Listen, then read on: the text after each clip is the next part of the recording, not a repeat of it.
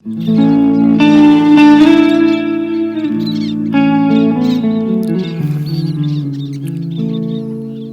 guys, I'm Kristen. And I'm Matt. So we wanted to finally record our first YouTube video. We've taken a lot of clips here and there during our first year of sailing, but we don't really have anything to put together. So we're going to tell our story and fill some clips in and pictures here and there. Yes, there's a lot to cover in the last year that we've been living on the boat full time for a year, and we've been working on it for about a year before that. So there's a whole lot to cover. We'll catch you up quickly in this video, and then we'll kind of move on with the adventures as they come. He's not always just professional, trust me. I'm actually very professional. Anyway, No way. So we bought the boat off of Craigslist for $5,000. Really nice lady sold it to us. A little bit of history on the people that had it before me. Pretty cool guy. He sailed the boat from Florida to England and back, or Ireland and back, somewhere over there in Europe. And then he also sailed it from Florida to Panama and back. So the boat's sailed a good bit, I don't know, 10,000 miles, something like that with him alone. So the boat is capable. Now, we bought the boat and we've been sailing to find out if we're as capable as the boat is. And so far we have been. But barely. So we started out slow. We rented out a house because we needed somewhere to keep the boat while we worked on it. Luckily, it had a dock that was right off the fingers of the Intercoastal in Fort Lauderdale. Yeah, in Fort Lauderdale, right off the Dania Canal. So we were living in Dania. Nice little dock. Dania Beach. Yeah, super expensive, but it was worth it because we got to work on the boat, and we did a refit for a while. We did a lot of work on the boat, a lot of engine work, ton of interior work. And we've done it all of ourselves to save money because we're not rich at any means. True, we did.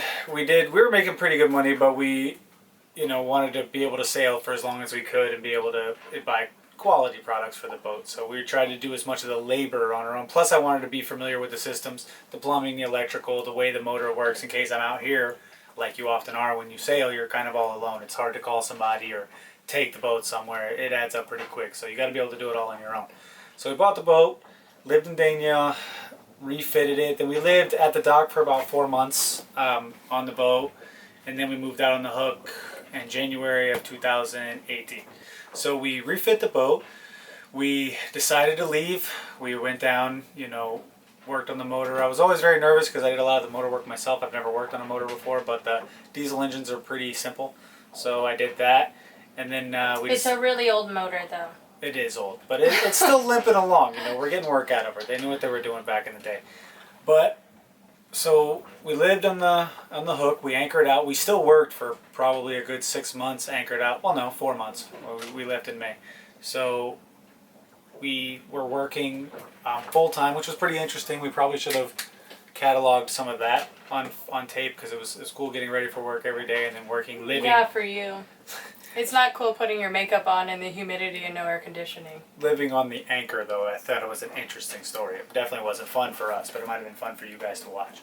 But so we did that, and we decided to leave in May. She put in her notice for work, so she quit. How many days do I have left? What day is it today? Thursday. Today's Thursday. So I have today, Friday, Saturday, Sunday, and Monday. 5 days left, and I'm done working, and we are going on the trip of our lifetime. Yeah! Yeah! Bear, are you excited to leave? Are you? I had already quit my jobs by then, and so we left. It was hard to leave because we'd lived in Fort Lauderdale for a couple of years, and we had a lot of friends. It was hard to say bye. Met a lot of really cool people. I'd been training down there for a long time, and gotten really close with some people, and as well as I'm sure she was training. You never told him what you trained for. Oh, I fought MMA professionally a bunch of times, so I would teach and I would coach, and the bonds that I made, they're pretty strong. And the same thing, people are, some of my best friends I met in Fort Lauderdale. When we were friends for life. It's hard for people to come visit you when you live on a sailboat. We have had some people come visit, but it's hard. We moved away and constantly moving, so it's tough for people to get down to see you, family and all that stuff. So one of the reasons we're making this video is for you guys, mom, dad, all you family and friends. But so we did that. We decided to leave in May. The wind was really terrible. We were just going to sail down to the Keys because initially we wanted to go to the Keys and then the Bahamas. I know, it's very original of us. So after I had worked on the engine for a little while, we decided to take our maiden voyage out to the actual ocean. So that was the first time that her and I had sailed, either one of us separately or together, had sailed in the ocean. We were pretty nervous. Under sail power alone in the actual ocean. So it was pretty cool. We were nervous. You know, I'm always a little apprehensive because when it goes bad real fast, and she can't swim. So I can't swim, jerk. It's it was pretty cool. Like the first time we went all the way out to it was about a 1 hour drive out to the ocean. We sailed around for a little bit, I guess 1 hour motor out to the ocean. We sailed for about an hour and then we came back in. It was pretty cool. We had a pretty good time with that. And then, so when we decided to leave for good, we left, I don't know, a week after May, the first 2 weeks of May. The wind was terrible, so we couldn't sail out, so we decided to motor down the intercoastal to Miami and then go out. Hopefully the wind would change by then and then we'd be able to head out. So as we were motoring, we motored down through Haulover, motored down to Miami, Jungle Island, things like that if you're familiar with the area. Haulover is nice. There's a lot of dolphins. Haulover's great.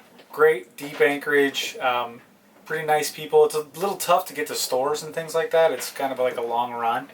We actually had a dinghy that sank in the middle of Biscayne Bay over there near Haulover, so that was pretty tough. R.I.P. R.I.P. The Patches didn't make it. Patches is what we named it because it had 5,000 pouches. Well, I actually, not to be culturally insensitive, but I named it Apache just because I thought it was cooler and it had the name Apache in it. But we went to Haulover. We were there for a while. We saw some dolphins. We actually went through Tropical Storm Alberto and Haulover, which was cool because we had finally left. We were maybe 2 weeks out, maybe a week away from when we finally decided to leave, and a tropical storm came through, and it was super windy for like a week straight. It was pretty crazy. And then it rained for like a month straight prior to that. So when we first decided to live on the boat, it was pretty gruesome. It was tough. It was like mentally taxing, emotionally, spiritually, physically, all that stuff. So that was pretty cool. We went to Haulover, and then when we decided to leave, and Haulover has a great sandbar, by the way. If you're ever in Miami, definitely go to the Haulover sandbar. Party. It's a freak show. So we leave from there. We go to Jungle Island, which is like, I guess it's directly by Miami and downtown Miami. It's a really cool anchorage, tons of boats, right there in the heart of Miami. So it's a lot of stuff around. But once again, it was tough to get groceries there, tough to tie your boat up places. It's a lot of money in town, so they're not really wanting dinghies to be tied to docks and things like that, and a lot of it's residential. So had a good time there, though. We decided to leave Government Cut. We were going on a Government Cut. I picked just the wrong tide. For some reason I thought I could ride the outgoing tide, and there was cruise ships coming in and out, and we probably had to be like, I would say respectively a 6 to 8 foot wave coming out, and the entire boat. And we didn't know anything. We're new. By the way, I left my whole hatch open in the V-berth, and my whole bed got soaked. Let's just say that. Yeah. I learned from that mistake. The whole front of the boat went underwater, and it was like fully green water over it. I was in shock, pretty much. We probably could have powered through, but I was nervous, and I said, you know what, we're just going to turn around, let's lick our wounds, and we'll leave another day. So we left the next morning, smooth sailing, we left out, but still we had never really sailed this rig too much. So we sailed from Government Cut, Miami, to Key Biscayne, which is like the very south part of Miami, the very first part of the Keys. And it took us like 6 hours to go 5 miles or something like that. Embarrassing. It was some terrible sailing. And we didn't have a great wind, but we didn't have a terrible one either, and we fought the entire time. It was pretty funny, but we got to Key Biscayne. Really good anchorage. It's funny there. now when we look back at it. It wasn't funny at the time. Pretty funny. But we went there. So we went from Key Biscayne to Marathon, 110 miles straight. We sailed overnight. I probably sailed about 15 hours straight the first shift. At least probably 17 hours straight the first shift. And then she woke up in the morning, gave me 2 or 3 hours to take a nap, and then we sailed the rest of the way. It's pretty cool. We got to Marathon. Marathon's a whole nother deal when it comes to the sailing community. It's there's a lot of people. Yeah, Boot Key Harbor. There's a huge population there of like live aboard sailors. I wouldn't say they're terribly transient.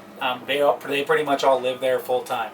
So it's every you pack into that anchorage and you're... It's tight, very tight. You're right next to, I mean, you could almost jump on another boat if you are pretty athletic. But it was cool. We actually drug anchor there the first time and got yelled at by one of the locals. I didn't know that there was that much of a tidal change.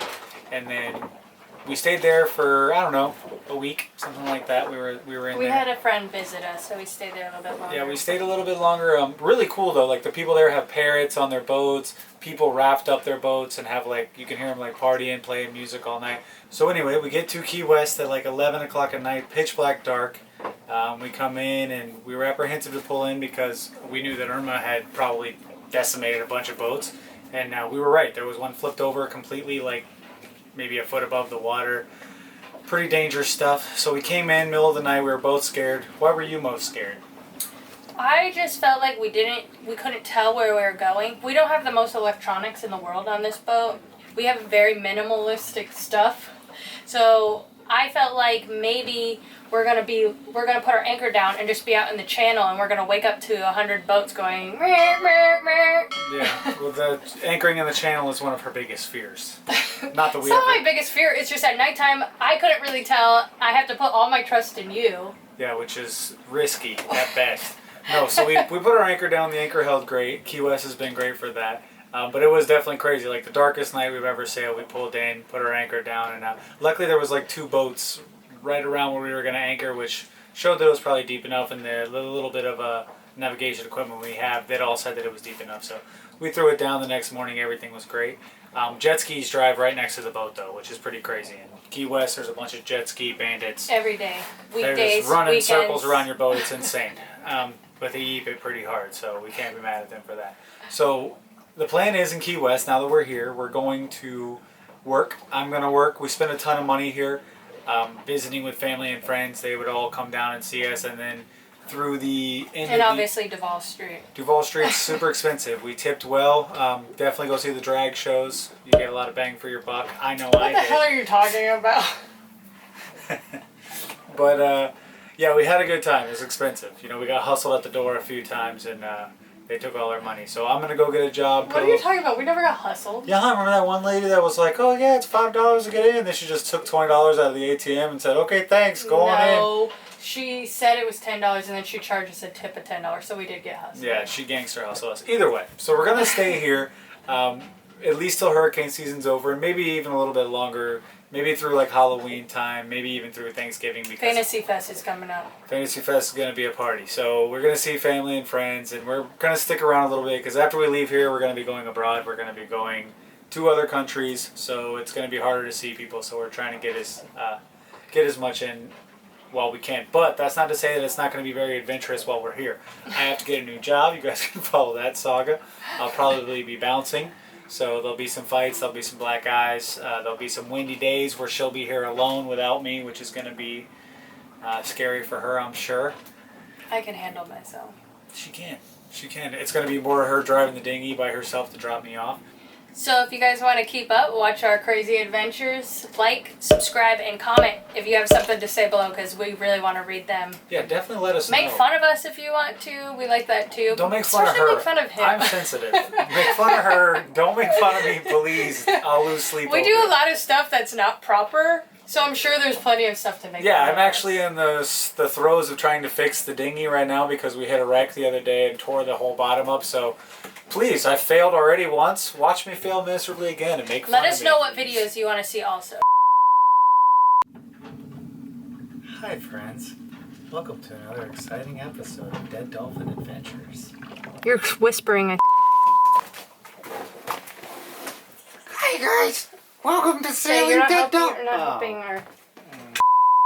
I'm Kristen. I'm Matt. Why do you copy me? Why can't you have your own saying? What else am I supposed to say? My name's Matt.